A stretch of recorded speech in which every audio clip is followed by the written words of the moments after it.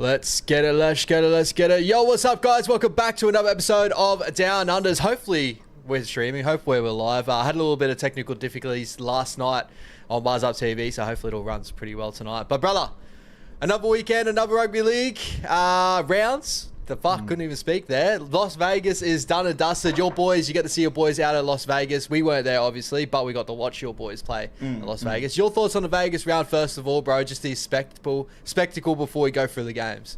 Yeah, it got up to, what, 45,000 crowd. So just all the pre-hands, the fans turning out as well, especially the doggies, like massive fan base. So it was good to see. All clubs really showed out, except for Hull. Their fans did, but their team didn't. So that was a little bit of a blunder of a game. But yeah, definitely another great weekend.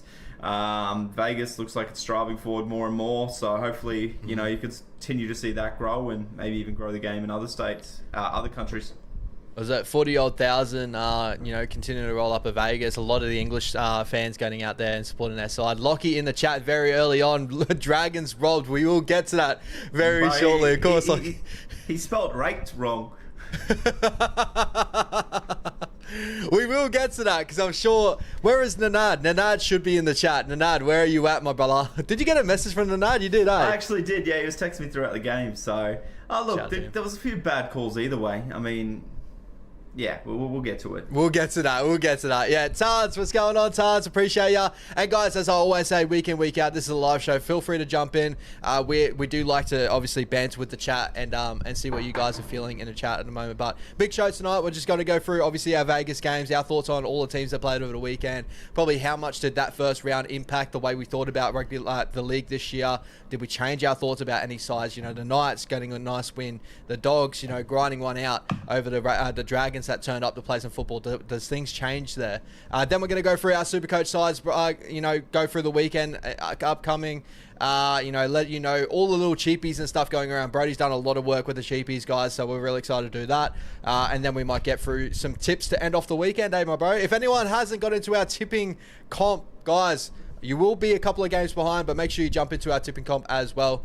I think, we got a couple of players in there, right? Yeah, I think we're up to about, I haven't checked, I think 12. Yeah, something about that. Yeah. So guys, if you want to jump into that, let us know in the chat, and we might put in the code or whatever. And it's SC Tips, right? That's the app. SC Tips. 100%. Talofa chance from Nas. What's going on, my bro? Lockie, I actually tipped the Knights to win over the Cowboys, overrated. Yeah, nice tip there, Locks. Well, yeah, apparently they are after the weekend, but man. Yeah. You never really did know footy on paper, did you, Lockie? That's why he chose the Titans. Anyway, what's up, Brody and Ash? What's going on, my bro? Ashford. I continue to get called Ashford from Jose. I hope he doesn't think my name's actually Ashford, but I don't think so. I think it's just a week in, week out. But anyway, brother, let's jump into the first game. Newcastle Knights versus the Cowboys. We didn't want to touch on the Super League game too much, did we? It was just a massive blowout. Right? Shout out to Leeds. Shout out to Mike Acevo. Sevo, what a beast. Honestly, what a beast. What a player, bro. What a player. But the Newcastle Knights getting it done over the Cowboys 28-18, brother. What were your thoughts on the game? First of all, like, for me, I thought, you know, running into this one, we're going to see maybe a Cowboys team working on their defense and maybe see a Knights team improve in some other areas. But for me, coming out of this game, I don't know where I'm feeling more bland everyone else is in this one, but I just looked at it. The Cowboys look so similar to what they looked last year, but with Drinky kind of hampered with injury. And the Knights, for me, just go back to, if KP doesn't play that game, how do the Knights actually really look? And that's the Knights that we know and love anyway. So your thoughts on that game? Well, you pretty much summed it up. I just was waiting to see more out of the Cowboys. You know, Todd Payton's obviously under a lot of pressure. I'm going to call it now that I think he'll be the first coach sacked this year. I mean, they look just not interested. Like, they had moments there, probably more moments than the Knights, to actually capitalise and score some points, and they just couldn't. They just didn't. Yeah, as you said, the Knights didn't really have too much going for them. It was just their spine kind of looked more hungry, and their forwards were good enough to keep them in the game, I guess, defensively, but the Cowboys just didn't do themselves any favours. And like, is it unfair for me to say that? You know, Tan's in the chat. Yes, Knights spine looked pretty good. Like, 100%. Yeah, they look pretty good, right? Like, I thought Dylan Brown and KP connected really well. I thought when Fletcher Sharp was in there early, Fletcher looked incredible, and just unfortunately the injuries, you know, him pull back. But Am I being too harsh there? Like, I don't know. Well, watching, I was just like, KP is still running the show there. You just see that it's all KP, and honestly, that's what every side needs, right? The Roosters, James Tedesco plays well, the Roosters play well, Yeah. But there's still just this added thing where I just didn't see enough for me to be like, well, if KP doesn't fire, it didn't look like Dylan Brown was going to be the one to take over that game and really continue on, like all that sort of stuff. Not to put too much pressure on, that whole spine, but I don't know. For me, it just was a little bit like not underwhelming, but it was a good performance. But I just don't trust them yet, in my opinion. Yeah, it is round one. It's very hard to judge. But yeah, I see exactly where you're coming from. And on the other hand, with the Cowboys, it's kind of sad that, Jake Clifford was probably their best attacking spine player on the weekend, and yet he's still going to be the first one on the chopping block. I don't agree with that. If they lose too many games, he's going to be the one that gets pushed out for Purdue to go to 6, even though, he was, like I said, probably the better option there on their spine on the weekend. But yeah, look, a lot to work on, a lot of questions still to ask, but it is hard. It's playing in a different country to start with. It's starting the season a week early, the travel, the atmosphere, all the lead-up stuff. It is distracting. It is a lot and very hard to take anything from that game. A win is enough. So there's a lot more positive there for the Knights than there is the Cowboys. And to be fair, I've always notoriously been a person that likes to watch a couple of games in a row, right, to get a real read on a side and kind of get my feeling out how the side really looks. But yeah, I don't know what it was for me after that game. Maybe it was because I lost a little bit of money on that game. Shout out to the betting companies getting good wins out there. Gamble responsibly, guys. But yeah, I completely agree with you on the Cowboys side of things. It looked clunky when I felt like they had a lot more lion's share of the attacking ball down there then to actually make something happen. And I felt like it was without Scotty Drinkwater actually performing at his best because of that rib cartilage issue that they didn't fire. And I was expecting more of now it's Tommy to play through Lukey, play through these players that were having great games to start off with, but it felt like after half time, it kind of just simmered a little bit. So I think that's why I got a little bit disappointed there. Shout out to Muzzado with the double. Absolutely incredible. And Belinda Sharp also, putting the Specsavers on, calling the out call. We'll get to the referees sometime soon. We sure will. But yeah, I don't know. It was just one of those games where I was just like, I don't know. But the positives out of it, Trey Mooney scored really well for Supercoach. Absolutely incredible for all the Supercoach fans out there. Again, if Fletcher Sharp gets healthy, he's going to be an absolute cracker for tonight. So there is a lot of positives there as well to take out of it. 100%, brother. 100%. So the Knights, they maybe have turned a bit of a corner, but time will tell if they can keep that up. And you're right, any team that has KP in it, like Daly M, KP, is going to be a threat in attack at any given time. It just depends on how well their defense holds up in games. 100%. Jose in the chat again. Ashford Ashford sounds distinguished. Fits your look with the mustache. Shout out, bro. I see it. Thank you, bro.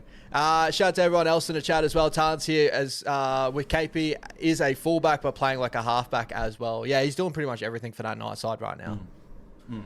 And shout out to Tahi in the chat as well, jumping in. Appreciate you guys all filtering in right now. Make sure you jump into the chat, like, subscribe if you enjoy the content, guys. We are just jumping in and chatting away with you guys, talking some Supercoach and that a little bit later on. But probably what we all want to see, my man Brodie. We all know my man Brodie for being a Doggies fan.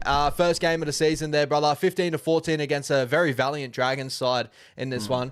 First of all, I want to kind of see, I'll give you my sort of thoughts, and I want to let you know, let me know if I'm off with this at all. But I've heard a lot of content creators come out about this, and there was a couple of things that kind of pushed me the wrong way where people are saying, the better team lost over the weekend. That's not how I saw it. I heard that a couple of times to where I was like, looking at the stats and how I felt about the game, it looked like the Dogs were very, very dominant through just the lion's share of field position, the lion's share of opportunities getting down there over end. Probably didn't capitalize as best as you could with the Dogs, but that's the Dogs football game at times, right? It gets to, obviously the spine playing the way it is, and they're still trying to figure everything out there, but also they like to grind out football games. I felt like the Dragons did really well to strike while the iron was hot for me, and really get back into this game and find those moments that momentum shift and really ride that. But still, at the end of the day, I still kind of left it as like, the better team still won in this one. I understand with all the referee decisions, everything like that will happen in this game. But as you said, there was a couple on both sides. I just think that I heard a couple of things in this game, come from content creators saying that the better team lost in this one. It kind of confused me on my thoughts there. I was just like, we're looking at the stats. You just had the lion's share of territory, lion's share of possession. You ran for 2,333 meters to their 1,700. For me, it's just you did everything well, but just get over the line and put a big score line on. It was just a very close game. Your thoughts? Pretty much what you said, man. When you have a game like this where one team shouldn't really have a chance, you know, they've been bashed all preseason, and you got a team that's flying as high as the Bulldogs. If any team even comes close to, you know, beating the better team, everyone's going to think that, oh, they were the better team, even though they still lost on the scoreboard, and the stats won't tell you that. But just because the scoreboard's so close, it's kind of like, oh, they were the better team. Well, no, they weren't. It's, as you said, they weren't. Yes, there was some rough calls, but they had, 6 cracks at field goal and couldn't capitalise.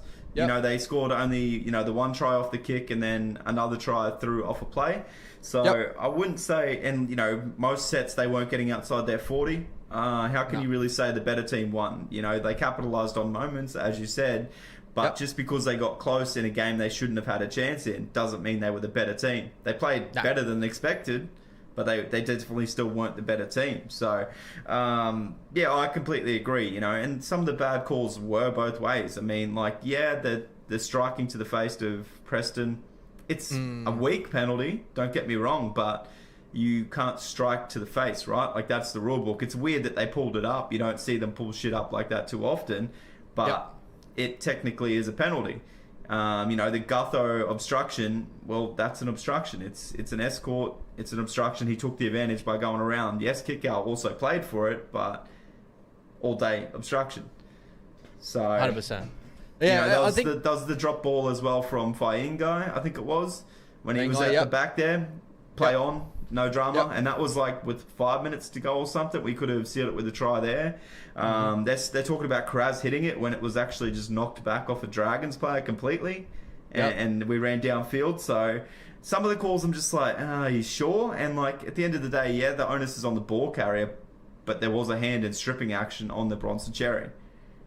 He didn't get like pushed away. Like it was like hand deliberately going for the ball. It wasn't like he kind of brushed off the tackle. And like those ones where you reach out, it was hand on ball. I think like with a lot of these calls, they weren't blatant one-way call. Like, they are the classic 50-50, right? You ask some fan base to see it one way and another fan base will see it the other way, I believe.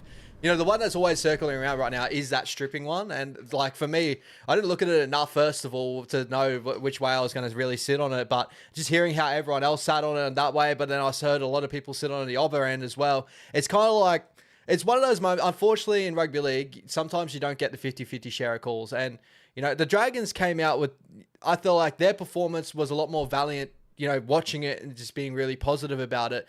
Did I believe that they were probably ever going to really win that game? Not really. I always just looked at this game as like, I'm just waiting for the Dogs just to put the nail in the coffin. And unfortunately, it didn't really happen until right at the death of the game. Like, that's just kind of how it played out for me. Like, it sucks, you know, Dragons fan. I've been in this position before as a Warriors fan as well, where your team, you feel like that you can get over the top of a better team in a sense and almost get the win over it. It would have been such an amazing way to start the season. And then you look back at a game of, you know, moments where everything could have, you know, came through, like those players, like the, you know, the Bronson Sherry, you know, strip or knocking on. And it's like, all right, if that happened, you know, we know that for the Broncos preliminary final, you know, with Reece Walsh's forward pass, right? Like, we all look back at that. It's like, what could have happened if that happened? But unfortunately, it just happens that way. It's 50-50 calls, bro. It just goes one way and you'll get it back later on in the year. Exactly. And what did you make of the Critter thing? I'm happy for it to not be a sin bin or suspension.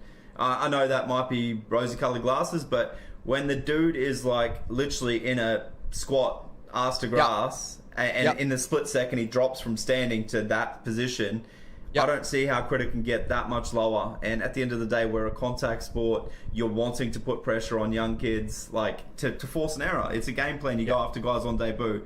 I don't think there was any ill biasness in it. It wasn't a swinging arm action, and it wasn't the point of the shoulder as much. It was more, you know, that bicep to shoulder region.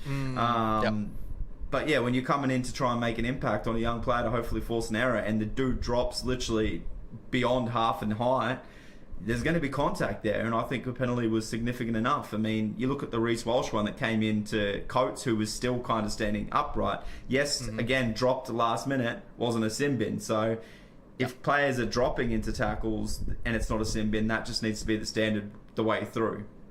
Yeah, and like at the end of the day, I think what ends up being the way we kind of referee a lot of these things as well, is how the other player was affected by that motion, right? Did Setu 2 go off after that?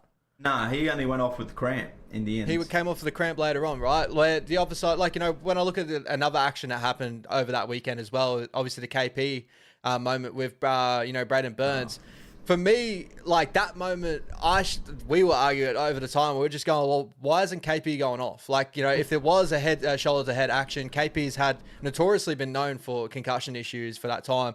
And unfortunately, in that moment, if he got taken off the field, that 15 minutes that he would have had to do a head knock stand down, like they wouldn't have had KP for the rest of that game as well, right? And that's the unfortunate thing. But that's just the rules of the games we play in. For that one, the Critters one, I don't think I saw Setu Su like really stumble to get up. I don't see any effect with that tackle in any sort of way. You know, he did the whole like, you know, I'm really sorry. Sometimes accidents happen. I don't think it was egregious enough to be a sin bin. I don't think it was egregious enough to get time off. I've seen worse ones, you know, get, you know, let off at times as well. You know, comparing the two, I even think the Braden Burns one is like, to get 2 weeks for that, I would expect maybe a week just because of the look at it. But even then, it was kind of like, for me in the moment, I'm like, if it was really that bad, then KP should have came off with a head knock, and then we could have played that sort of game, right? To me, that's the way I thought. I looked at it. I thought a penalty and a fine for something like that, not 2 weeks. That's ridiculous. And to be, I'll put my hands up too. I got Critter at in my Supercoach, so don't suspend him for the rest of the year, please. Keep him on that field. But I can understand the whole thing, because I think when these actions do happen, you get the people that remember all the older actions that don't get accounted for, and then he gets the tag of protected species. It happens with everyone, right? Yeah. Nathan Cleary gets called it now, Reece Walsh gets called it, and they all have had these actions, but people always remember the bad ones. Like I remember the bad one with Critter where he ended up knocking out Roger and he stayed on the field and all that sort of stuff, where we were going, where was he going off? Let's not hold credit to what those were and then put this one on him and go, well, he should have been sin bin for that. I think that's what kind of has been happening this week, is everyone's looking back and going, well, he's a protected species. You know what I mean? Where I feel like in that action, it wasn't bad enough for me to be like, he needs to be sitting on the sidelines and get him a couple of weeks suspension. I don't think that in myself. I don't think so. Not for this one. Definitely not. No, but with the game in general, bro, because we did talk about, that's all the nitty gritty stuff and you know, all the controversial stuff in this game. I still thought a very competitive game of football. The Dragons, for all the hurt that they feel, they should feel really positive that how their side rolled up at the weekend. Shane Flanagan obviously got him going, very similar to what Ricky Stewart does round one, right? They came out, they really wanted to fight. They held in the fire with you guys for such a long period of time and found momentum to strike on. Very positive from the Dragons. Is it a 1 week thing? We'll have to wait and see how that plays out. Your Dogs, on the other hand, like, how are you feeling after that performance there, brother? Like, as I said, I felt like they were really dominant within the ball of play. Like, within the field of play, you're dominant. It's just getting over those points and really ticking over the scoreboard to show the dominance that you are actually showing within the game is the difference for me at the moment. It's probably the stuff you need to work on. Yeah, I think it's still a little bit of a communication breakdown come good ball zone. And everyone's quick to blame Galvin for that. And again, I thought he was the better half on the weekend. Attack-wise, you know, Burton came into his running game and linked up with Kikau and end there a little bit more. But still, nonetheless, no try assist from Burton. And you had a couple of good line breaks from Lockie Galvin and that Preston combo. So I think that they're quick to just bash the player that they don't that they want to just know they'll get a headline out of. Like you said, there was a stupid article that came out about Reece Walsh just to get bait.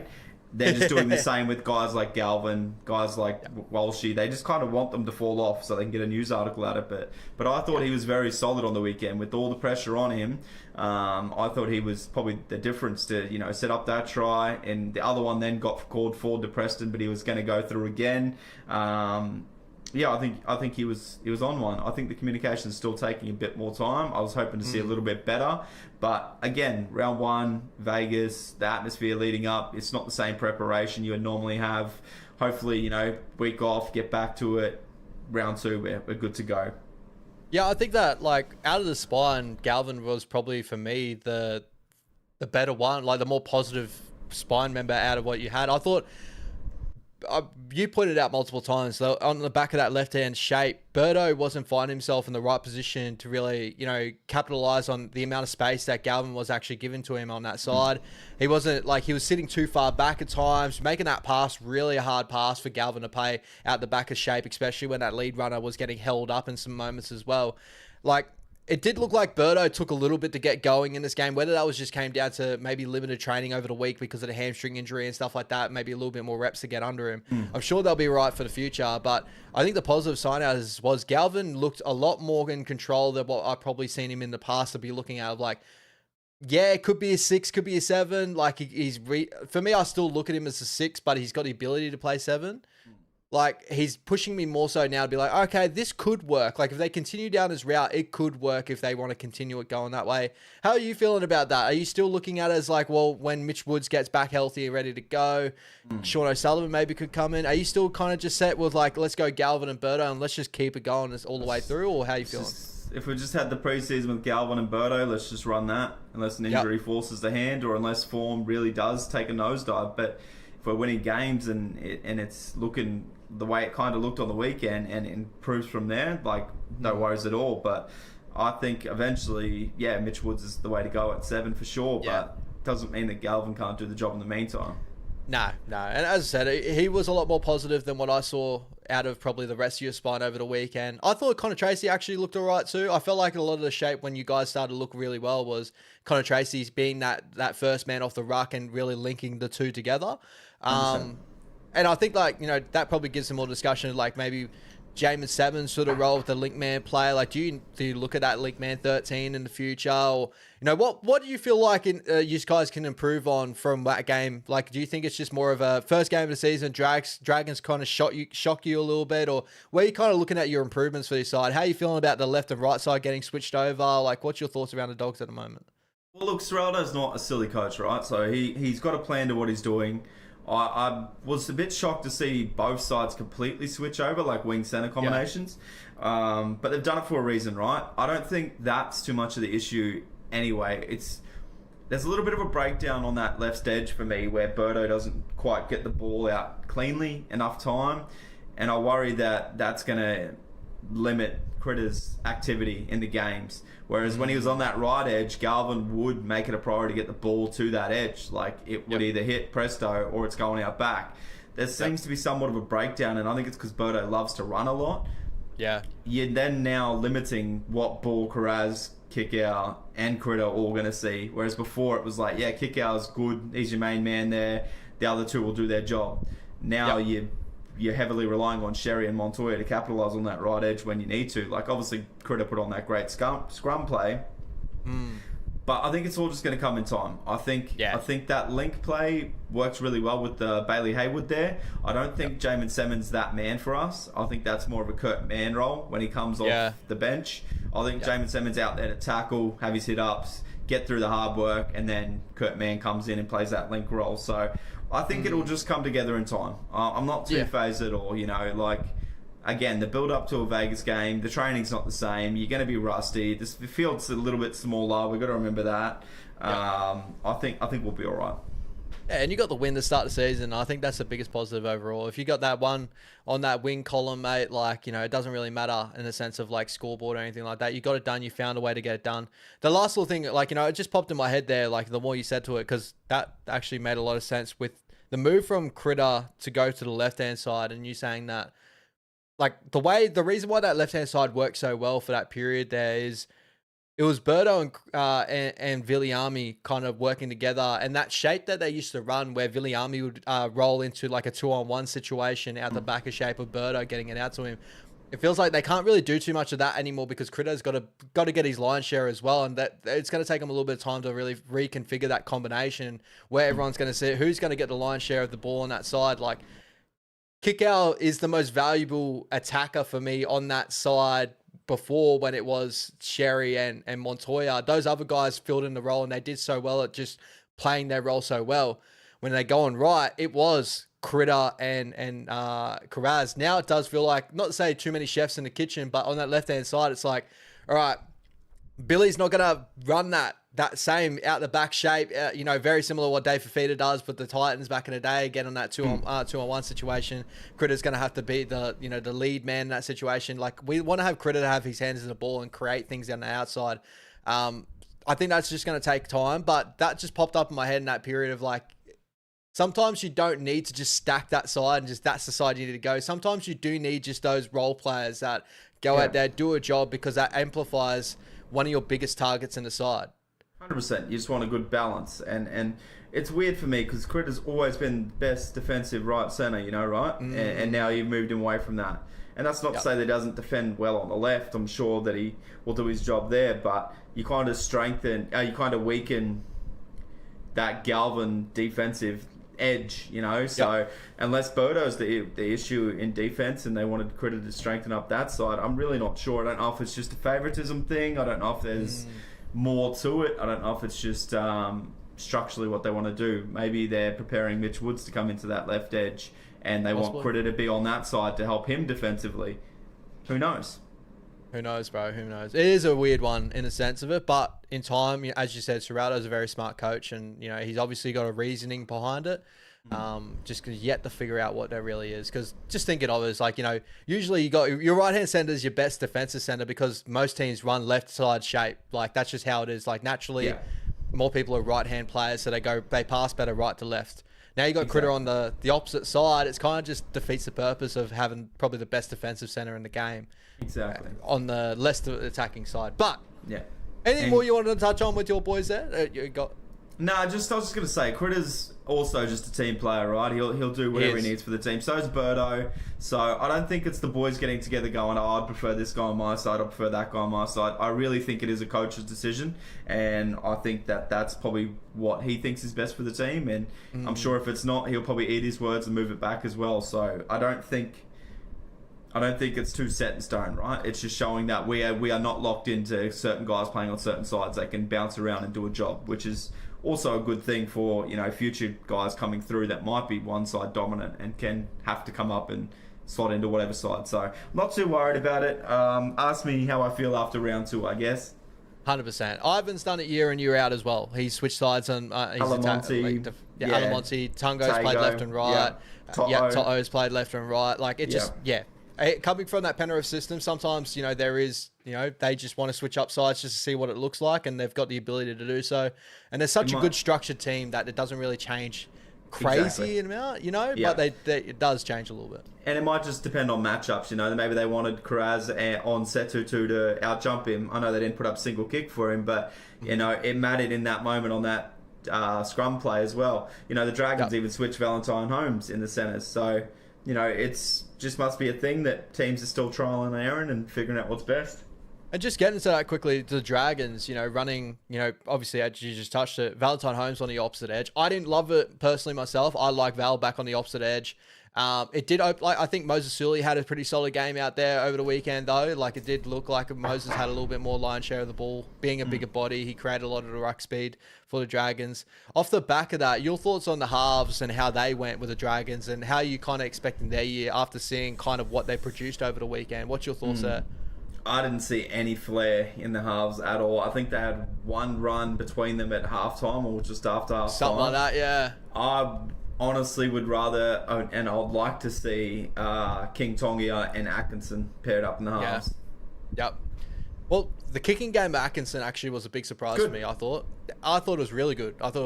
But it did look like Fleno, and not to put more into beating down Fleno, because there's enough of that in content creating at the moment. But let's be honest, like, Fleno, what he did well out there over the weekend, he defended his ass off, and that was probably about it. Like, he had a lot of good, like, you know, moment-saving tackles, stuff like that. Atkinson pretty much was the main show, but even him to himself, he kind of just played this real structured game, kick to the corners, and just keep the Dragons in the contest. Maybe we'll get to see a little bit. He played your typical halfback role, right? Like, it was kind of perfect. He kept them in the game. But does that suit an Atkinson type of player? You know, he's a guy that, you know, he's a very running style half. Like, he's got to probably find himself to do. It's kind of like what happened with Metcalf to start the season last year and where he found his running game. I think he does it better than Flanagan can do it, and that's why I think you need to add the flair to 5'8". Yeah. Okay. Yeah. I see what you mean.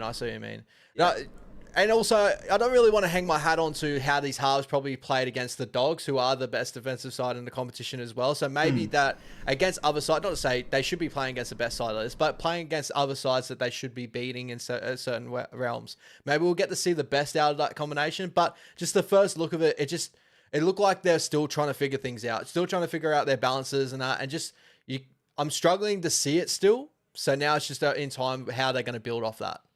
Yeah, that's it. And again, round one, maybe there's a bit to change. If their forwards and the rest of their players can keep them in games like that, then the Dragons will probably do a lot better than we expect this year. Yeah, 100%, bro, 100%. Anything more on the Vegas teams, bro? Who was your most, like, when you're coming out of that weekend, did anything change for you over the weekend? I kind of touched on it a little bit before we went into this discussion, but is there anything that you looked at and went, they look like they're big improvers for me, or big drop-offs? I rated the Cowboys too high. Yeah, that's probably where I came out of the weekend as well. I feel the same on the Knights. I feel the same on all the other teams. I think the Dogs will be fine. It was a good little spectacle though. Like Vegas continues to just produce like great spectacles. Like I thought they were both very good games for the most of it, right? There was like sloppy moments within it, but you know, obviously a bit of attacking football at the Knights game. You know, seeing KP in action is always great to see. And with the Dogs game, it was just that classic grudge match, that match that, you know, back in the 2010s and stuff, we used to see, you know, those low scoring games. It was a grind fest. Just stay in the football. Who's gonna pull it out of the fire? And I think you guys end up doing it at the end of the day, and you should be proud of that for sure with your side getting a win in the column, right? Yeah, look, a win's a win, right? And as we said, yeah, field position wise, we're absolutely dominant, and you know the tries will come. All right, my man. Let's jump over to some Supercoach chat, my brother. Obviously, round number 1 is on the way. We got the Melbourne Storm versus the Parramatta Eels tomorrow night. So that means we will need to lock in our sides by tomorrow night in the lockout. We got unlimited changes going all the way up till. Did you want to touch on maybe some cheapy options for everyone out there, brother, before we jump into maybe some team lists or things we're thinking about? What are you thinking? Yeah, let's pull up. Let's touch base on the Vegas top scorers first, and then let's jump into the cheapies, eh? And we'll just do that on the screen so everybody can see, and we'll talk everybody through it. All right, let's get it, baby. Let's get it. So Vegas happened over the weekend, guys. If you haven't gone check out your Supercoach, this is what has happened. Let us know if you got any of your players on your side. So KP being the leading scorer over the weekend, 116, brother.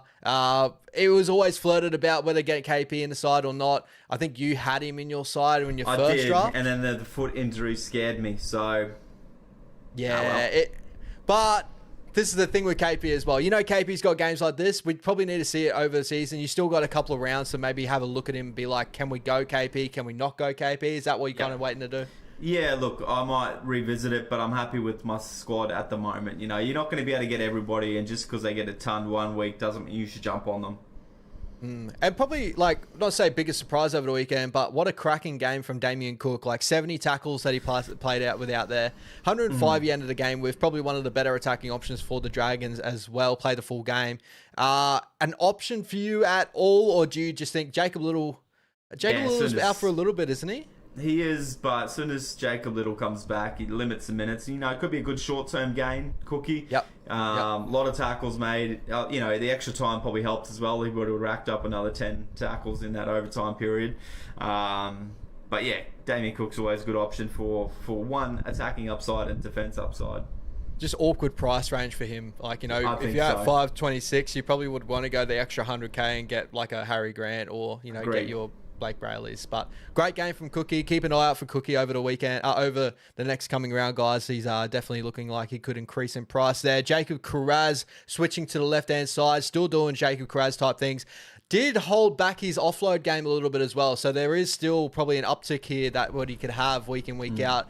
And he, not to say he wasn't as big noticeable as what Jacob Carraz has been, but still to get a 99 over the weekend is very positive. Work rate, brother. The try helped. But yeah, we didn't see a lot of tackle breaks or, you're right, late offloads. I think we've seen a few in the first half, but that second half, he kind of put it away.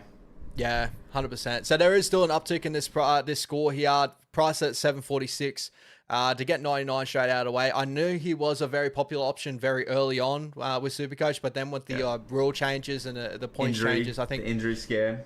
The injury scare, people jumped away from him. Do you see him jumping back on him very, very shortly? You're going to wait him off? For sure, bro. I had him in, and then the injury scare again steered me away from Jacob Carraz. Yeah, I feel it. I just went away from wingers this year. More than likely went away from and just gone on centres. But I can see myself maybe we're getting Jacob Carraz coming mid to late this year. Oh, I have to. William Kickout 98, getting back to those sort of forms we know Kickout can get to. It's always been a thing with Kickout, though. He can have games like this, then he can have a 30. He can punch out a 30. But from memory, I think you played with Kickout for the run home last year. Middle period, I think he was. Yeah. Look, I didn't notice him having a 98-point game on the weekend. No. A lot of defense work though, and then I think he had a couple of late line breaks, so really boosted his score up. But before that, I think it was mostly just base stats, and he would have been around that 60. I just want to see if there's a stat for scaring halfbacks by rushing out of line and trying to dominate. I think they should be, bro. They should be.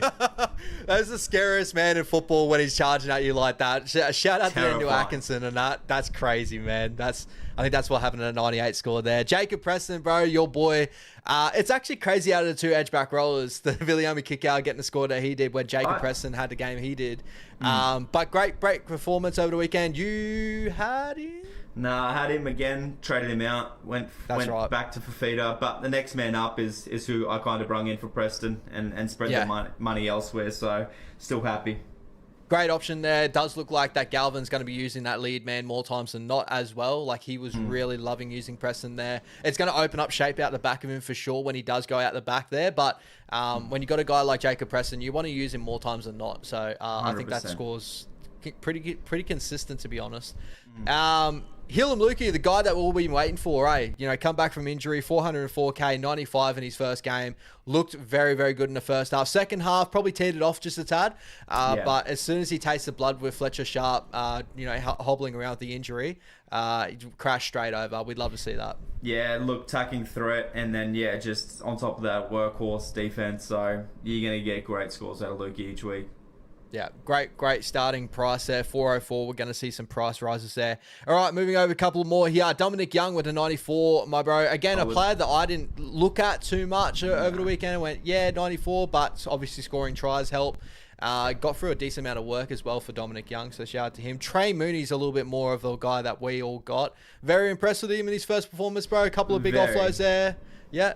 Very impressed. I think his first stint was 26, and then then coming back on after for his second stint, picked up the work rate a little bit, and then obviously getting that try at the end, so really boosted his score up.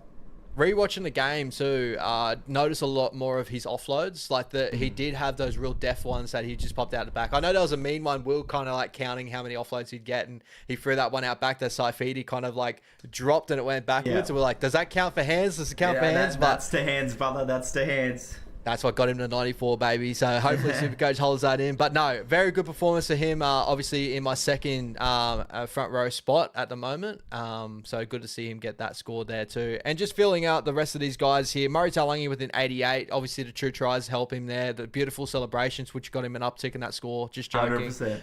But 88, very good from Murray. Never been a big Supercoach play for me. But good little score to start off with. Yeah, the Cowboys too inconsistent for me, so... Yeah, and then Lockie Galvin to 77 in that halfback jersey. Good little knock from the man in the middle there. Other than that, is there any other options you're looking at here that probably caught your eye? Yeah, the Couchman brothers, man, just effort. Like, that's crazy. 70, and like I think they both had 50 plus tackles. So I know you're not going to have that every week where it's just a grind game like that, and they will be less on the base stats, but for round one to bust out that many tackles, cheap as hell for Ryan Couchman as well. So yeah, great options. But yeah, a lot of big scores over the Supercoach over the weekend. Like top 20 there is in the 60s. Like that's huge. Yeah, 100%. I think there's a lot more consistent scores too. So like over 60 pluses and stuff like that. There's a lot more of that.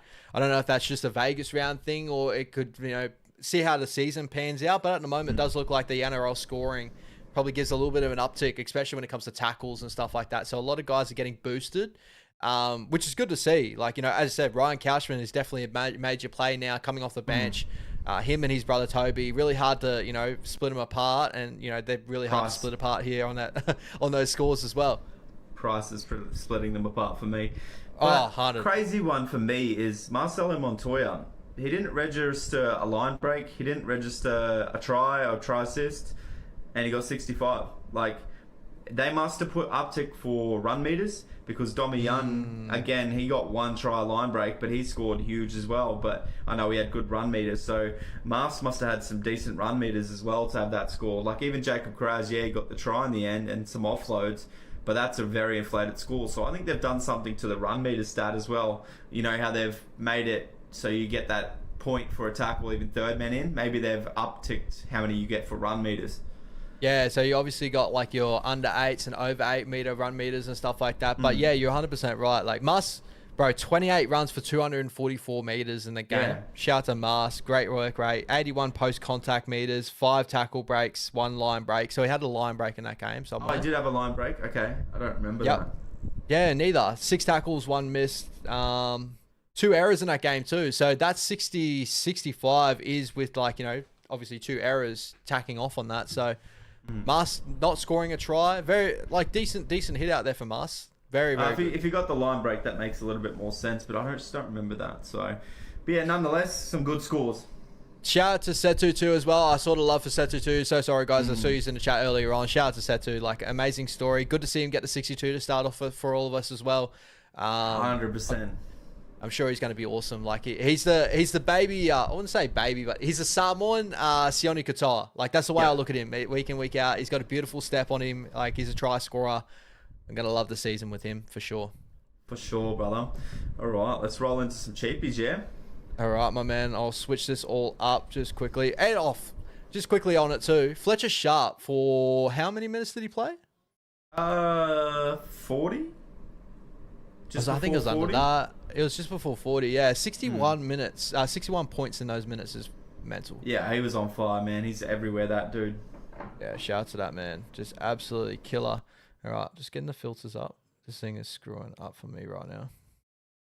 Sort by. Here we go. Here we go. Jumping over, guys. So we got some cheapies coming our way. Obviously, some guys that aren't playing right now. I'll filter out those guys. But Brodie's got a really good little run sheet here. He's done a lot of just work on, you know, thoughts around some cheapies and why to go for them, why not, who are we hot on, who are we cold with. So it's gonna be a really good little discussion here. Let's roll, brother. You hit the names, and we'll have a quick little discussion on if we think you should bring them in. We'll grade them, you know, a green, a yellow, or a red. So green's good to go, lock and load them. Yellow is be wary. They got a couple of things that might go against them, and red is probably I would be avoiding. But again, we're not experts. It's just our opinion. All right, Sia Latili Fayamani. Really excited to see how he goes here with the Gold Coast Titans. Got the starting wing spot. Good to see the little video come out of him as well. Those guns that guy's carrying. Hopefully he's got a gun license for those things.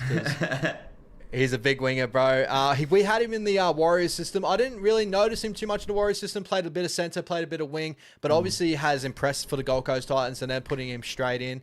Your thoughts on Fayamani, my bro? How are you feeling about him with a cheapie option? I think everyone's got him. Yeah, lock and load him, honestly. Hane's not about to ruin this kid by giving him just the one game either. He'll be there for a good little while.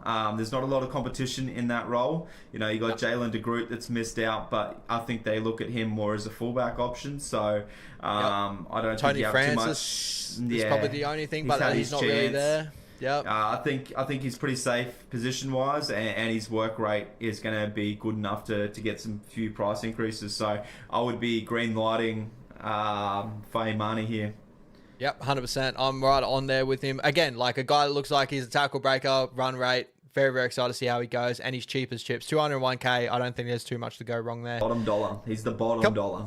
Bottom dollar. A couple of guys here, though. Zane Harrison. Just quickly on him. Obviously, it's been rumoured that, Jaden Campbell's out for a couple of weeks. It does look like that Lockie Ilias is going to get the role. But if it doesn't go the way, would you look the way Zane Harrison if he gets some sort of role? Or are you just too worried about JC coming back? Ilias is still around about traps. Yeah, Ilias has got the jersey now. Jaden Campbell will be back before we know it. You wouldn't really see a price increase out of Zane Harris. I think there's other cheap positions that you can go for in the halfback role that I'll be leaning to before him. So I'll be avoiding at this stage. Yep, I'm right there with you, bro. All right, Kalani going. He's got a bench role at the moment for the Penrith Panthers. This one, a 50-50 on. I don't know, rotational piece, what he's going to get in the game. Plus, we're also waiting on Liam Martin coming back from injury. We're also waiting on, they could change with Freddie Lussick getting a better role in that 14 jersey. They've got Jack Cogger. There's so much things to go on there. Your thoughts on Kalani going? Yeah, I'm avoiding. I think that you could make a case for him to be, that yellow stage of like, yeah, he might get a bit of a go. The duel really helps him.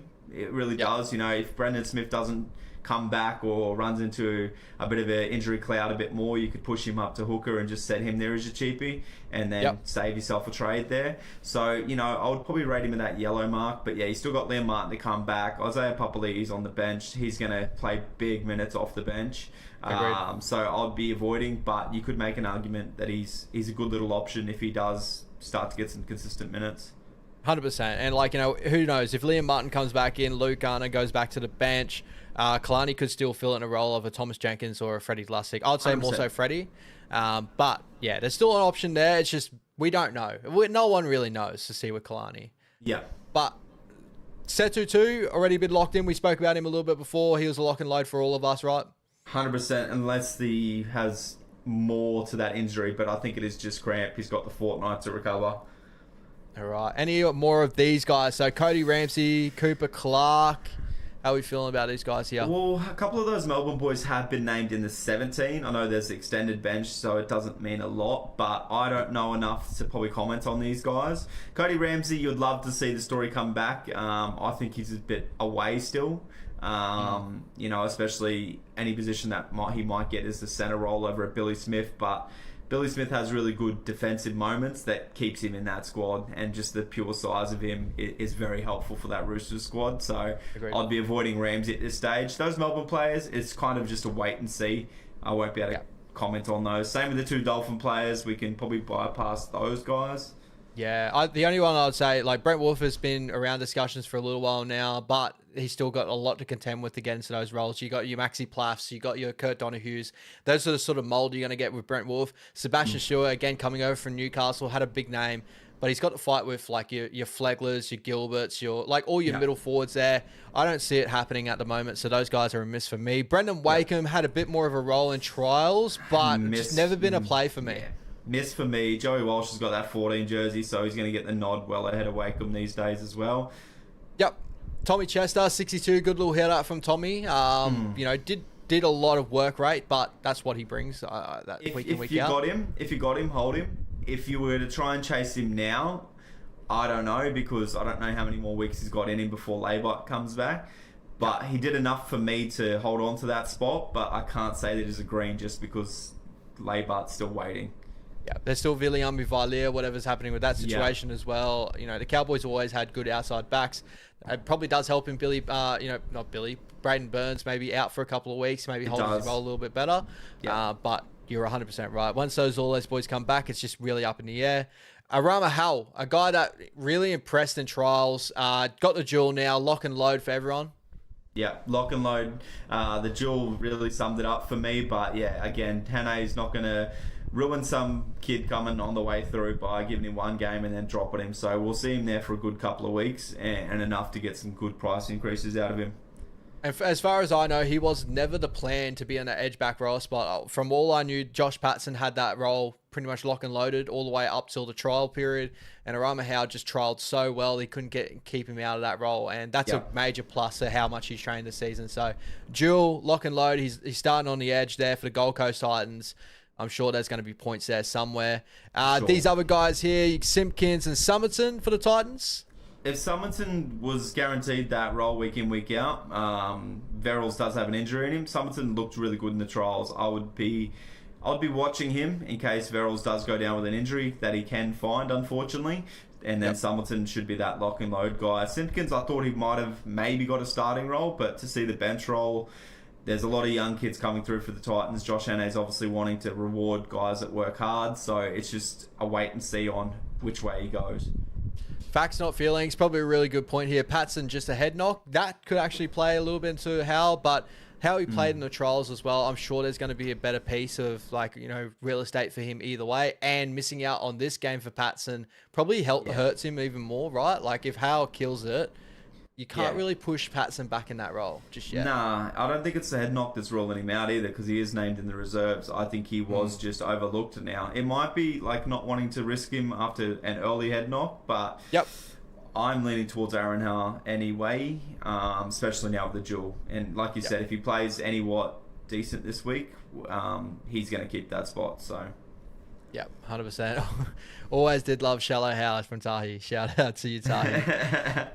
Totally agree with you with Somerton and that. Definitely just keep an eye out for whatever goes on with the injuries and stuff that obviously we know. Unfortunately, our boy there at Semi-Verals, he can pick up an injury, but hopefully it goes well this year. Moses Leo locked down a centre role there for the Melbourne Storm. Very interesting. He's pushed Nick Meaney out to a wing. Yeah. Your thoughts? Yeah, and it speaks highly to how much work he's done there at preseason. And Bellamy must be pretty high on him. I was really high on this guy in the Union Sevens. So I would be happy to have a sneaky look at him. I feel like the other cheapy wingers and centres are probably over him a little bit if you're going on a Supercoach point of view, but definitely have this guy on your watch list. 100%. When you're looking at all these outside backs, and we might get to some even further. So we got the Firemanis of the world. You got Setu Twos. You got Macassinis. You got Chesters and all that sort of stuff. Where do you kind of rank Moses Leo out of those? I'll be ranking behind Firemani, Setu Two, and Macassini. They're probably your top three. Just a lot of hype around them. Not a lot of competition in that role. Whereas this Melbourne one, you got Coates that's going to come back. Nick Meaney will probably go to centre. And then Leo's going to be back out. You would imagine, right? The Lomax non-signing, which we didn't really touch on, and I'm happy not to. We might touch on it at the end. That's probably going to help Leo probably keep a spot as well. 100%. 100%. All right. Joey Walsh. I'm going to avoid for now, just because I don't see a starting role opening up for him. Yeah, I'm right there with you. It's going to take a little bit. Obviously, we know... Who am I forgetting right now? Number 7, Fogarty. Fogarty's got that role locked in right now. I don't see it changing just yet. It will take a little bit for that to change. Experience have to be switched out Joey Walsh. But Joey did show a lot of good things in the trial. So just keep an eye on that role and see how it goes. 100%. Pasami Solo, again, 24 out of the minutes. Probably never been an option for me. Talented Silva. Is there a role there? Nah, unless he starts. And I don't like these hookers unless they're guaranteed big minutes, and the split hookers just limits that straight away. You don't see a lot of attack out of hookers unless you're Harry Grant Brayley, so you're not going to get a high uptick, or Jeremy Marshall King. If you're going off defensive work hookers and they got a bench hooker that's going to come on, probably try and avoid. 100%. Jonah Pezzett. Lock and load, bro. Everyone's on Peasant. It's an option where there's not a lot of many options to go for the 5'8" role. He's got little to no competition, so lock and load him, brother. Yep, definitely. I'm on that train as well. Hohepa Puru. This is a really interesting little player here. A guy that hasn't knocked down a role just yet, but has the ability to with the ball playing 13. McGuinness is out for a decent chunk to start the season as well. Colquhoun's got the starting role. Things can definitely change very quickly. Yeah, I think if the Sharks struggle in attack week 1, week 2, this dude's going to come into that lock role if McInnes is still out and really put the pressure on Colquhoun. So right now he's not a buy, it's just a watch for me. He's not in that 17, he's in the 19, but just keep a close eye on this guy because he has a lot of uptick if he was to get a starting role. All right, jumping value. Daniel Atkinson. Decent little chunk play, 32 on his first game. I chose him over Sanders to start the season. I have to watch to see how Sanders goes, obviously, in his first role. But I'm hoping the more of a running game comes out of him in the future. But we'll have to wait and see. I think he'll be a bit better against lesser defensive teams. Like you said, the Bulldogs are a hard one to come up against to start with. But I reckon give him a week or two, brother, he should be all right. And I just want to quickly get to the chat a little bit, brother, before we lose too much of these conversations here. So someone's asking if we do team reviews. And yes, we do.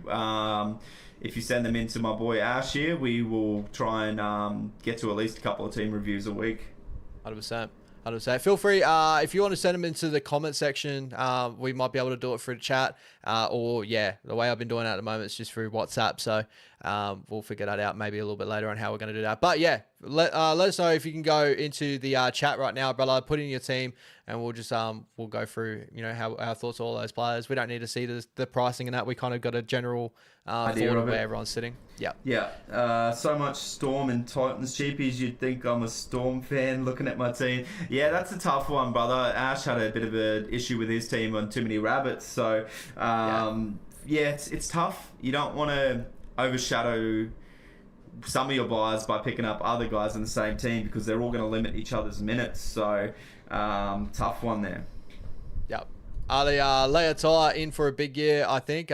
Kiwi Smoky for me, and we'll be starting centre McLean at the World Cup. There's a lot to go through for Leotar to jump all those boys there for a starting role, but yeah, wait and see how he goes this year. Obviously coming back with the ankle injury, probably needs to see a couple of weeks out of him first before I look at that way for Supercoach and for Kiwis in general. I agree, brother. I agree.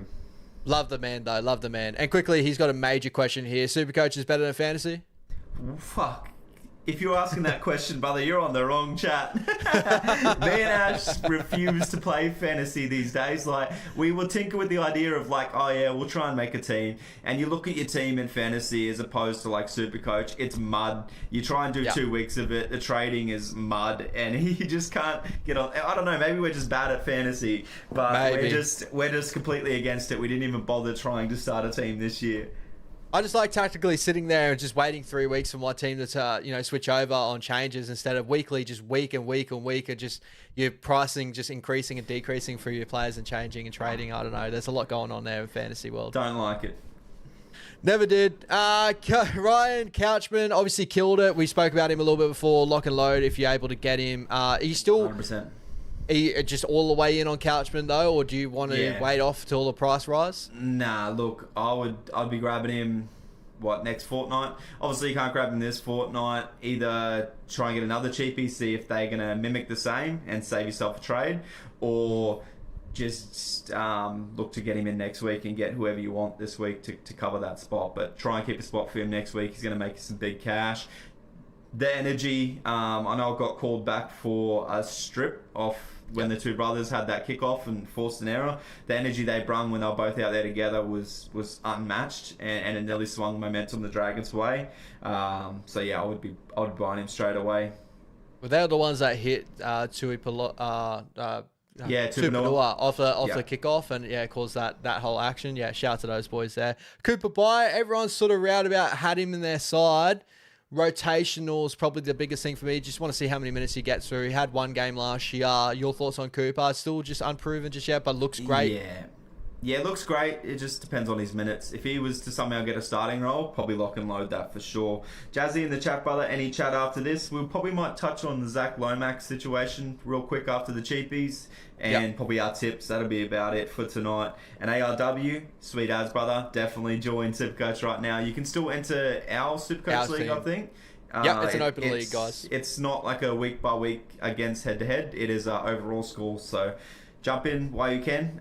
You just won't be able to pick any Knights, Dragons, Cowboys or Bulldogs players for this week.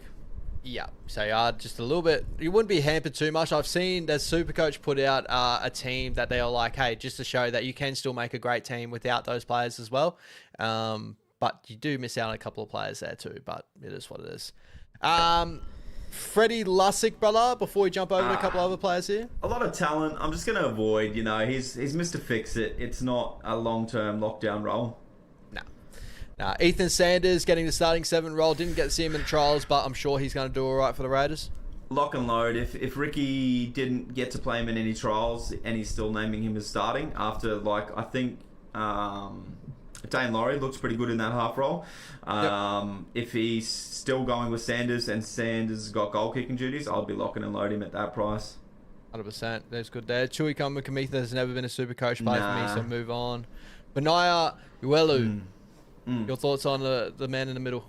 We don't know exactly how long Robson's out, right? It's been off and on the weeks he's in. But this kid, when he's out there, full of energy, probably points per minute is through the roof. He gets gassed pretty quickly though, and then you got Watson on the bench. So I would probably say he's a yellow. It would be more of a watch for me at the moment. Yeah, I did tinker with him over Brendan Smith. even though Brendan Smith's only out for a couple of weeks.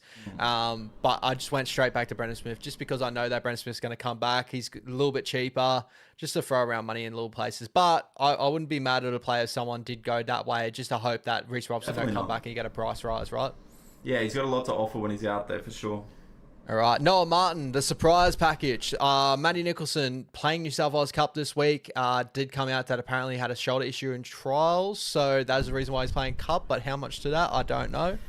Noah Martin. A lot of competition for his role. You know, you got Hosking on the bench, which I'm still thinking is going to be a late change for him to start. Probably. And Noah Martin will go back to the bench. Not the Jewel. His brother's a Jewel as well, so that's a down tick. And I just think his job security is not all there. He's going to be on Sanders' side as well, so the least attacking side for Canberra, so it's all going to be based on defensive work. Haven't seen him in the NRL, haven't really watched much of him in Cup. Is fatigue going to be a factor and not get through 80 at that back row?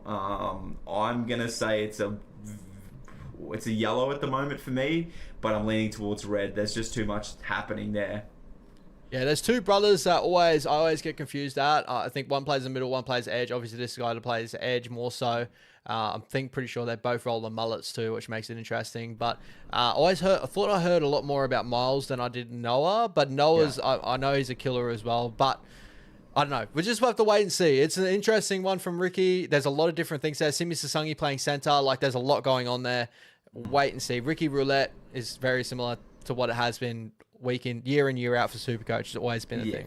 And he's not shy to try and get a reaction out of his team. So, you know, you'll see Tim McCaw and Matty Nicholson kill it in Cup and be back in NRL next week. Exactly. Kai O'Donnell already scored. Somewhat of a watch, I guess. Yeah. He's got a lot of competition for the role as well. Yeah. Harmy Seller, decent little hit out at 39 there. Curtis Moran, probably not for me. Nah, unless you're downgrading to him maybe, but with this, at the start of the season, the cheapies, I would avoid them. But if you eventually want to downgrade somebody to free up cash elsewhere, probably they're the guys that are going to play each week and get you those 30-40s. All right, Lasati has come out that Sean Blaw's only out for a couple of weeks, which a lot of people were hoping Lasati's going to get that role for a longer period of time. Joe Chan's got the other role locked down from what you're hearing. Gone cold a little bit? Yeah, I've gone cold. I've straight switched to Joe Chan. You know, Joe Chan's been in that Melbourne system for a couple of years now. He's getting rewarded with that starting role. Latasi will drop back to a bench role, and with the six-man bench, it's kind of shaky ground whether to roll him. I'm avoiding at this stage, even though he's got the start this week. All right, let's jump up a couple of boys here to Laurent Patel. We saw a bit out of him last year, but price at 294, and the rolls are really, the rolls just not there just yet. Yeah, awkward price. I'm going to avoid at this stage. Matt Dury. Not a Supercoach guy. This is an interesting one. Jacob Laban starting off in round number 1. Maratinir Cordes still yet to come back, and the role, who knows? But he still could hold on to the role, who knows? 299 is nice.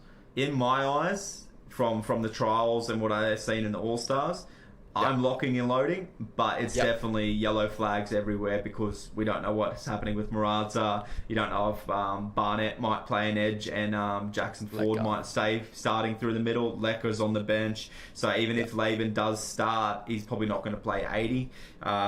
But when he's out there, he has the X factor to actually score tries, create line breaks, offloads. You're going to get a high uptick in points. But it is just job security, really, at the end of the day. Yeah, shout out to Tans with the call the other week. It's the first time I ever heard about Jacob Laban, but he's got a lot of early days Eli Katoa about him.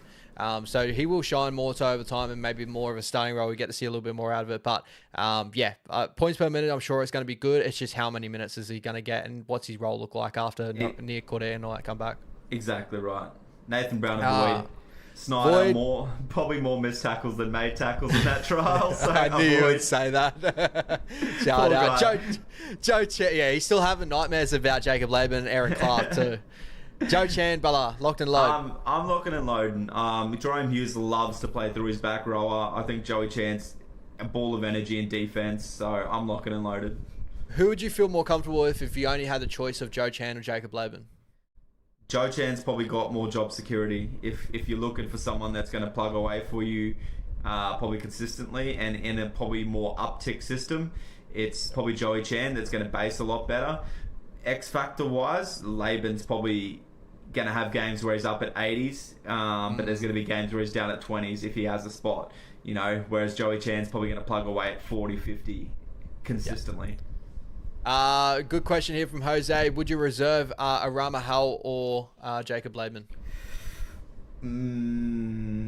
Jacob Laban. Jacob Laban. Yeah, this weekend against the Roosters. He's up against Angus Crichton.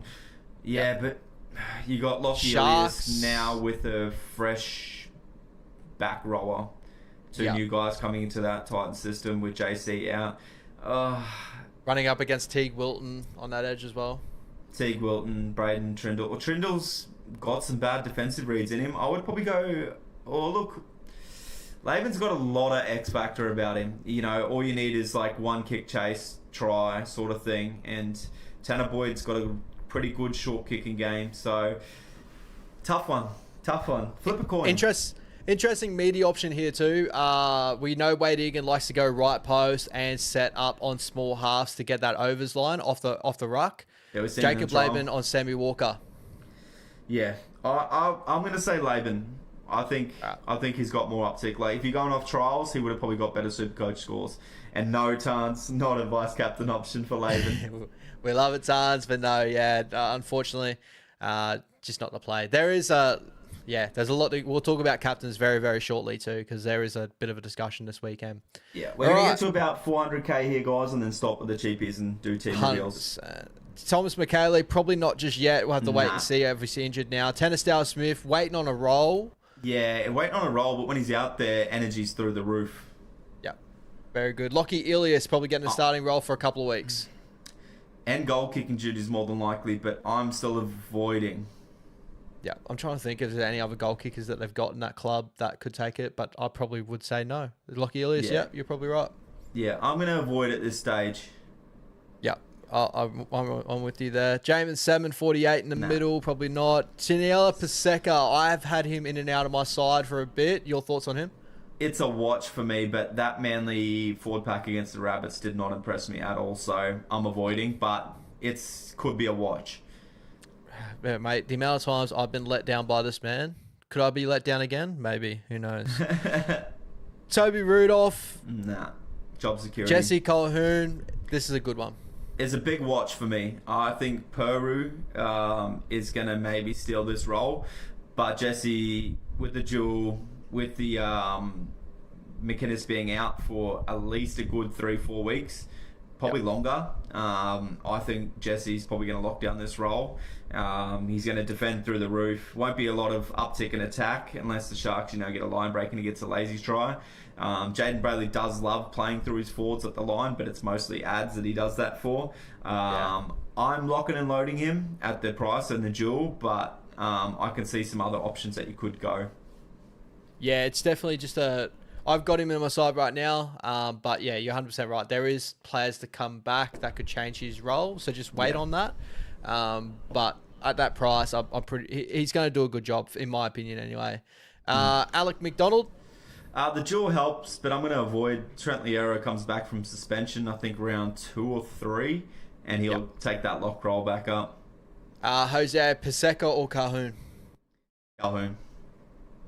Yeah, I'm right there with you. The Paseka's let me down too much. Yeah, the dual positioning, the work rate, it's going to be in favour of Colquhoun for me. All right, couple options here. Braden Hamiuele, no. Skip. Yep. Bailey Hayward. 50? If you wanted the cheap hooker option, Bailey Hayward's a good option. He's going to make that tackles week in, week out. Hopefully he can get an attacking game going. Yellow for me. Yellow. Thomas Flegler. Lock and load. Big boy got the starting role as well. I didn't expect that. I know that Molo's been suspended, and that's why he's got the starting role. But even when Molo's there, if Flegler's off the bench, Molo will pump out 15, 20 in the first stint, maybe. Flegler's going to then play a good 45 straight, and then maybe even have a late stint again. So I think Flegler's good as gold. Good offload, good work rate. This man's hungry as ever too. You know, that those 2 trials he come on and he wanted to score tries. He wanted to impact the game. He's definitely a guy I'll watch out. He's not on my side currently right now because I had other guys, but definitely a good little play for a lot of people. Look, he's an awkward little price, but I think if you're not looking to make so much cash on him, but more so have him as a guy that you're going to lean on for points when you've got a front rower out or on a bye or something like that, I think he's definitely an option. Agreed. All right, Ashton Ward, halfback for the Rabbits. Curious, very curious. The Rabbits attacked it a lot more right than I expected in that trial against Manly, and he was on the main reason for it, I believe. And yep. I don't know, I like the kid. It's a watch for me. Good kicking game. I had it on a 10-cent piece basically on that try line there. Set up a lot of good shape out the backside. How many points he gets, I'm not too sure. 346, maybe just watch for those other shorter price guys. But definitely could be an option if he goes really well. Yeah, for sure. Morgan Gannon, not sure about his role for me personally. Yeah. He's a guy that just plays multiple different positions, and I'll probably see him in Cup probably a little bit more so now. Yeah, I agree. Corey Pakes. Plays 20 and then gets taken off for the rest of the game. Void. Yeah. Graham Telfer. A role for me. Rabbits get some injuries maybe. Jaden Brayley getting a spot. Yeah, I was weird to see Owen Paddy got left out and Brayley's full of injuries, so it's a void for me. Yeah. Big Spence off the bench. Is he ever an option? He's awkwardly priced, He's not... Yeah. He must have had a good back end of the season to get up to that. If he was around that 300k, I would consider it a bit more, but 355, there's better options for me. Yeah, I think so too. He's always looked like a Supercoach player. He's just never played, for me, longer, consistent minutes or games to get it. Yep. Yeah. It's always a good watch there. Bronson Garlick getting the start of Brendan Smith. Is he an option now? I like this one. Getting the starting. He's got the awkward duel of the hooker second row. But, he's going to have at least 3 weeks, I reckon. The Cheese will take a while to get over this injury. And then he's going to go back to the bench anyway, Garlick. But, again, quite awkwardly priced. I think there's better options. Yeah, but do keep an eye out just in case the Cheese pushes out maybe a little bit more with injury. Who knows? Or if he goes bang in the first 2 weeks and you're going to make some good cash on him in the meantime. Exactly. Jose, Owen Paddy will start sometime this year and retain his spot for 3 to 4 matches. Lock it in. Yeah, maybe. We just don't know if Ricky Roulette has always been a thing. Yeah, I don't think he starts anytime soon ahead of Starling. Nah, Starling's probably had too good of a year the last couple of years. Jack Jaseski locked down that role for the moment. Brendan Pier-Quarter's due back. Yeah, same as last year, to be honest, man. Avoid. Mawali, I'm going to wait. Cogger, just going to be a role player. Atta never gets big minutes. Joshy Kerr, Supercoach standard. Albix Tuffer. Yeah, Albix Tuffer. Definitely, from what I saw at World Cup Challenge, looks like his rotational piece comes early. Like he seems like one of the first cabs off the rank off the bench. I don't know whether that was just a play just to change the game, but yeah. Definitely looks like a good little play. Just got to see it first. So orange for me. Yeah, orange for sure. Orange yellow. Yeah, I think Paddy and Payne continue to play big minutes. Ben Tolty's probably ahead of him for minutes as well, just so. But I'm not really too keen on the Broncos bench forwards. How the hell Tolty got the edge, Jewel? I have no clue. I don't know either. Jake Trbojevic. It's still a curious one for me. Got the upside there to potentially play big minutes again, but too many injuries, head knocks. Thomas Cant. No. Riley Smith, I'm not interested. Phoenix Crossland. Look, if you needed that mid-range, mediocre hooker, for sure, but I don't see the point of carrying 2 hookers. And I think, you probably got a bit more upside of your Reed Marnie in the middle ground. And then if you're going to go top ground, you're going to go your Harry Grants, Marshall King, Brayley. And then the other hookers should be a cheapie. It's pretty straightforward. The rest of these guys I'm not interested in. Keep going. And Blakey Steep we wanted to touch on.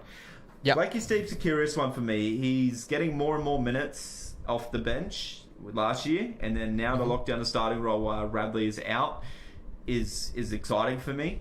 But I also think that Radley's going to play an edge, and then you'll see Nat Butcher get pushed back to that lock as well. So the job security of a starting role is not there, but even when he does come off the bench, his points per minute is pretty good. I like it. It's just a bit of an awkward price for me. He's held in really high esteem at the Roosters too. Like a lot of like comments that he's a future captain of the Roosters, stuff like that. He does look like a Boyd Cordner type of player. That's really, really high praise. But yeah, I'll have to wait and see how the role goes, especially when Radley and all that comes back. But definitely a guy to keep an eye on. And lastly, before we go, there's a couple of guys here. Cody Walker, everyone's locked and loaded. Yeah, I think so. 5'8" options are pretty slim. Morgan Knowles. I don't have too much to say on this one, brother, so I'll let you take the lead. Yeah, a great little player, like coming from Super League. Probably get most of his stats from the defensive work in the middle. Does have a couple of errors in his game still coming over, and does sometimes overchase in the middle too. He won't get hit with the missed tackle stat too much there with Supercoach, but with his role, Max Plath comes back. Whatever they do, especially when they get all their middle forwards back, does Tom Gilbert go back to a 13 role? Kurt Donohue's always around the traps.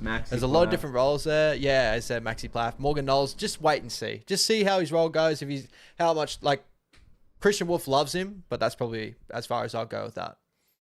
Anybody else you guys want to know about? Throw us that in the chat. Simi Sasungi getting a starting centre role. How long for? Yeah, I don't see it lasting long before he's back to the bench. And Hamish Stewart busted out a good 57, but a lot of the extra minutes benefited that. I love Simi Sasungi to death. I think he's got a lot of ability and all that, and if it's something there. But yeah, just for that price, I probably wouldn't go that route. Nah, there starts to become a bit awkward price, and the value's not quite there. But let's hit Ash's team reveal, yeah, and then we'll roll into our tips.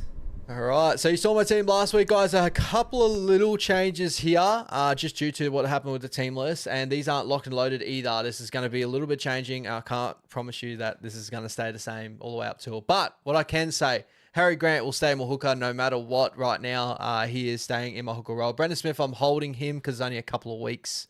I'm just going to see how he goes there. Front row, Payne Haas, Trey Mooney locked in really well. Cole Hume, we spoke about him. Very, very good little option. And Rama Howell. Got him there now with the duel. I love that duel. It opens so many different avenues for me there. Yeah, for sure, brother.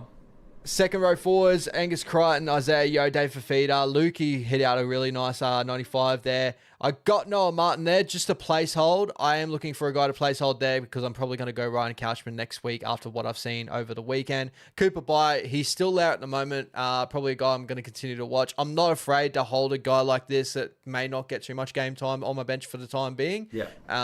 But just going to wait to see how it plays out because I'm left with 40K at the moment, 45. Yeah. So my movements are definitely a little bit tighter at the moment. Well, put it this way, brother. If Cooper Bye comes on, has a killer, or if Noah Martin comes on, stays on, has a killer, you could trade whichever one doesn't do good here for Ryan Couchman, you know, and then hold the other because they're going to retain their spot, be a cash cow for you. Exactly. So I'm not too stressed there. Nathan Cleary, I had flirted with going Semi Walker, but I'm just held strong with Nathan Cleary. I know the history behind him. So I feel safer doing that. Semi can be up and down. It's just whether he can make that next step. I'm just got to wait to see that first. Cody Walker, Jonah Pezzett, that's not changed at all. This backline had changed a little bit, but I'm going back to what I had it before. Stephen Crichton was my vice captain over the weekend. I expected bigger things there. Still 68 is very, very good for what I thought the game that he actually had. Kale Ito at the moment is my captain. That's more so going on, like, you know, the Gold Coast Titans. Hopefully, like, you know, Kale Ero's incredible attacking center. I think he's going to cause them a little bit of havoc on the edges there. But I'm not locked into having him as captain. It's just sort of a placeholder there at the moment. But he may be my option. Just more so looking at my side. That's the way I'm thinking. I like it, brother. I like it. Jose's got a question for you, Buzz. All right. Are you keeping IPAP there? Do you have Papali'i? No. Do you mean Isaiah Yeo, my bro? It might mean Isaiah Yeo. Yeah. It might have missed types or something. Must have, yeah. Yeah, I'm going to keep Isaiah Yeo there if you are thinking of Isaiah Yeo. IPAP, I wouldn't probably go down that route because obviously Liam Martin will come back in soon and Luke Gardner's got that edge back rower role. I think IPAP's a middle forward now for the Penrith Panthers. I think we've seen that the last couple of years or last year. And just to finish off, Keanu Keeney, Fa'alongo there in the fullbacks and Herbie Farnworth for my flex. They haven't changed too much at all. And sorry, my bad. Carry on. 100%. Yeah, Isaiah Yeo. That's probably what I was thinking of. Nice. So bro, that's what I'm thinking of. Yeah. Captaincy options at the moment for me. Kel Ido is there. I did flirt with Angus Crichton again against my Warriors, but I'm hoping my Warriors come out and give it a red hot crack. You could play this. You could play a safe route, a more safer route if you like, with the Harry Grants, Isaiah Yeo, Payne Haas. But I do like the pod option of Iro as a captain, and I see the potential to go through the roof. 100%. Well, we pray on that, brother. We do pray on that. Think of what left edge for him, right edge, Gold Coast would be Jojo Fafita and Fayamani for more. I'm thinking. Yep.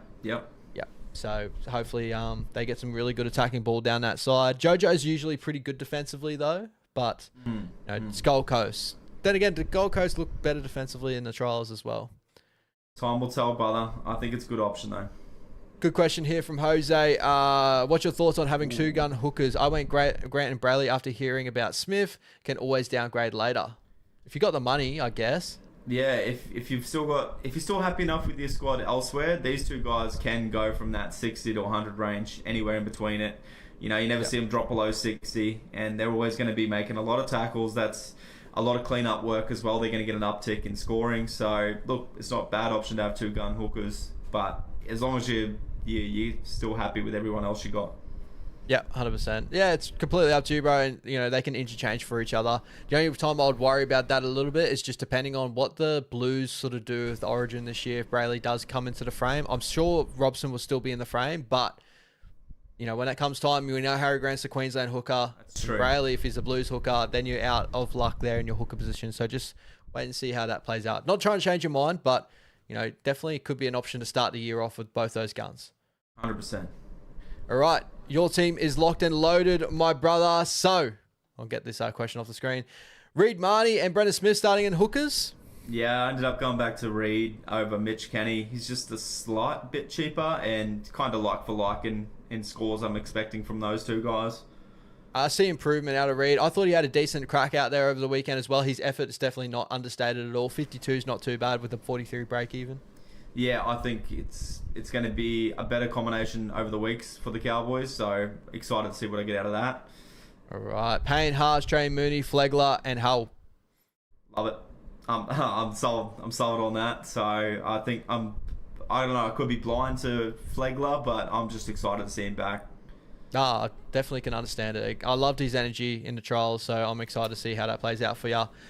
Big Tino there getting in the duel as well again, like always, like it should have always been. Dave Fafita, Helam Lukey, Calhoun, Chan, and Laban. Great edge back rows there. Yeah, obviously had Hudson Young last week. Everyone loved that pod option. He's probably a little high price for me, and I see maybe Canberra dipping a little bit in attack. I wanted to play it a bit more safe with a guy that's going to get a lot of clean-up work in the middle, which is Tino, and now the duels kind of just summed it up for me. I'm eventually going to probably push him up for Mooney and trade Mooney out. I don't see Mooney as being a season-long holder. Trade Mooney out once he gets to that 500, 550k and look to get to a Hudson Young. Love it, love it. Sammy Walker, Ethan Sanders there. Great option. Sammy Walker over Cleary. Nah, Cleary's in my flex still, bruz. It gets me all on. Look, I'm torn on my reserve options. I'm floated with the idea of Peasant or Sanders being a reserve, but I think I'm going to go with the two back rowers. Yep. I might switch Laban for Calhoun, but I think I'm going to just try and ride the X factor of Laban and hopefully get some good points out of him.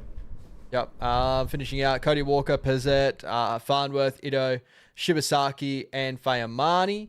Maxini, Chester, and to Fayamani getting a starting role. Yeah, I'm kind of shot, really, unless I pull my team apart to sort of upgrade that. There's no real mid-ranges that I'm interested in. It's either top range or bottom dollars.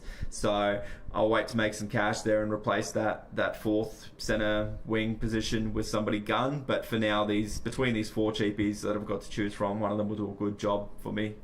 Shibasaki getting love in the chat. We'd love to see that. Tedesco, Keeney, and Cleary. That is a deadly little, fullback and flex duo.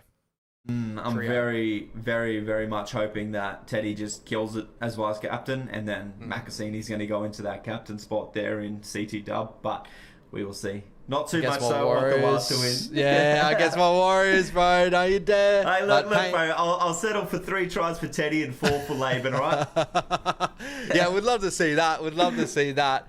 Captaincy option, vice captain. I love the option with Teddy. Obviously, we know his work rate in that and going against my Warriors. They want to start off the season on the right track.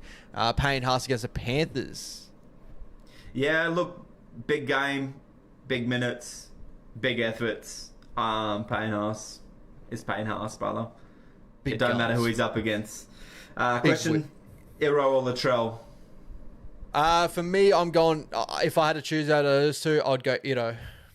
You had Latrell? I had Latrell as well.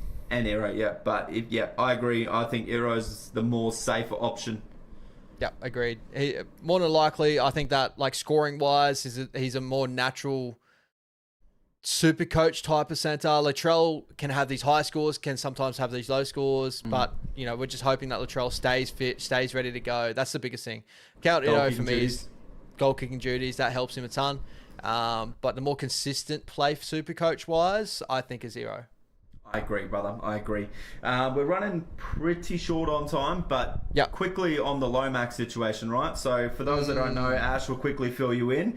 Our thoughts on it are pretty straightforward. We won't need to drag that out too much, and then we'll get into our tips. Yep. So basically, Zach Lomax and the whole saga of the Zach Lomax versus the Parramatta Eels versus the Storm versus the NRL versus fucking everyone out there at the moment. That he will not be able to play for the Melbourne Storm until 2028 unless there is an open discussion or whatever else more. They have come to an agreement that it won't be happening at the moment. It still leaves it open that, Zach Lomax can be traded for another team that's willing to compensate with a player. But it's still yet to be seen. Now there's been news that he's come out and he's gone to Rugby Australia.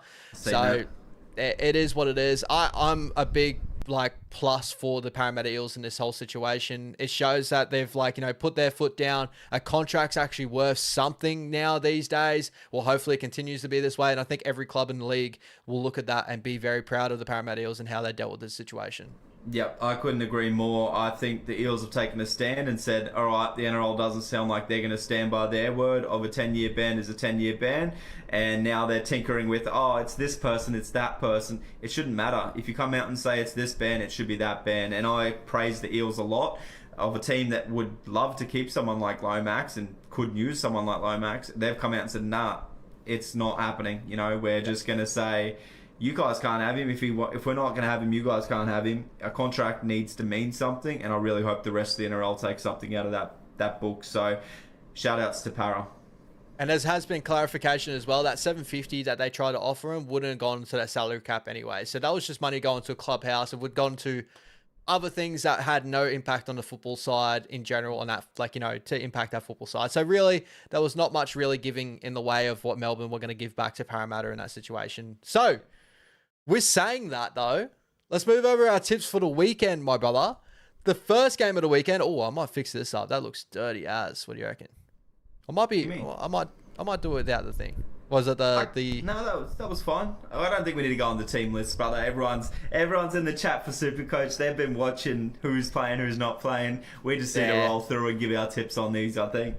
All right. So first game here, we got the Melbourne Storm versus Parramatta Eels at Amy Park.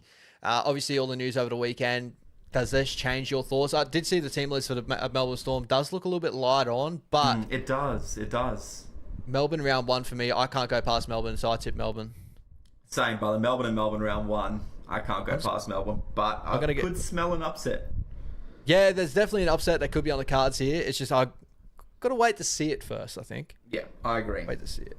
Next one, we got my New Zealand Warriors versus the Sydney Roosters. I continue to say if there's any time to play the Sydney Roosters, it is very early in the season while they're still trying to figure out the combination.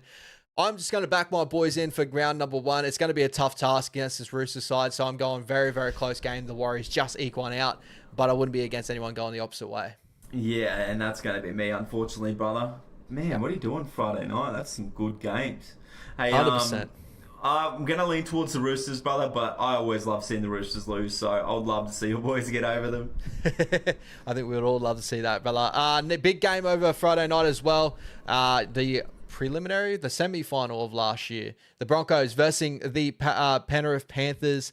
At Suncorp, Penrith look really strong team list-wise, still missing a couple players. Is Liam Martin that big of a miss for you to say the otherwise? Yeah, I think they're a little bit light on in that back row, so I'm gonna lean towards the Broncos at home in this one. Yeah, I'm a big fan of the Panthers this year, but Suncorp Stadium, Brisbane Broncos fired up after what happened in World Club Challenge. I think they might just irk this one out. Yeah, just round one after winning the grand final last year, after losing that, back to their home fans. I think it'll be a massive turnout. I can't go past them in this one. And guys, make sure you are filling out your tips too while we go through them as well, so you don't forget about it. 100%. Lock and load it. Lock and load it. All right, next game, we got the Sharkies versus the Gold Coast Titans at Ocean Protect Stadium. Is that the new name for Shark Park? I heard Hannay say to the young fella that I can only get you 3 tickets because Shark Park is small. So I think it is at Shark Park, and that's maybe just what they call it now. Can Gold Coast Titans swim at Ocean Protect Stadium? No, not without JC. Yeah, that's probably how I'm going down. I think the Sharks will probably have too much for the Gold Coast Titans early in the season, but we hope to see improvement for Gold Coast. We all do, brother. We all do. And yeah, I agree. Jose, spot on. Firemoney double would be nice too. I would love that. And Tino, get over the line, brother. Notoriously always been really good game here, but you know, this year waiting to see how this plays out. Seagulls versus the Raiders. I'm not high on the Seagulls at all this season, so I'm going to go the Raiders, but the team list really struck me. I'm just going to continue to roll through and go with the Raiders right now. The team list swung me enough, and I'm going to swing back towards to Manly here. I think Fogarty maybe teaches the young guns of Canberra a little lesson. Close one. Going to go Manly. Yeah, 4 points is a big play there. Manly at 4 points has always been better than Manly everywhere else. Exactly. That's also what's giving me the advantage. All right, last game of the weekend, brother. We got the Dolphins versus the Rabbitohs Suncorp Stadium, the Wayne Bennett Derby. Who are you swinging on this one? I reckon this one's game of the rounds, right up there with Broncos Penrith. I really think those two are the game of the round. 100%. Tough, bro. Tough. Dry track. It's supposed to be raining in Brizzy over the weekend. It is, yes. Oh, both of them love dry track. It's Latrell Mitchell Suncorp Stadium. I'm going the Rabbitohs for that reason only. Everything else, it's going to be a very close one. Left side, strong side. We'll see how that goes. I've tipped the Dolphins. Cobbo back at Suncorp. Okay. All Cobbo right. versus Latrell. Herbie versus Latrell. No, Ooh. Herbie versus... It's Herbie versus... Jack Whiten. Whiten. Jack Whiten. Yeah. So what's that? That's Alvarado versus Latrell. Ooh. Ooh, Latrell eats there. Latrell eats there. Does that change things? Herbie eats on the other side. Herbie eats. Look, flip a coin on that one. But look, at the end of the day, footy is back. Be happy. Enjoy. Watch as much as you can. And again, me and Ash are not experts. You guys may think we are, but we're just here to talk shit and give you guys some good tips on Supercoach and some tipping. Yeah, anything else in the chat? Throw it out there. But other than that, brother, you excited for a weekend of footy? Oh, bro, I'm excited as there's not too much here. ARW, have you already done your Daily M and Team Year predictions? Yes, that was probably about 2 to 3 weeks ago. 2 weeks ago, yeah. Go recheck the live stream. Both was Cleary. Yeah. And then Team of the Year was, just go give us a watch, brother. Get the likes up there. Give it a share. Get the likes out. Yeah, share it to your friends. Yeah. Never mind bunnies this year. We waiting on Hakeem Haas. Quickly on Tans. Ola Kawatu, yay or nay?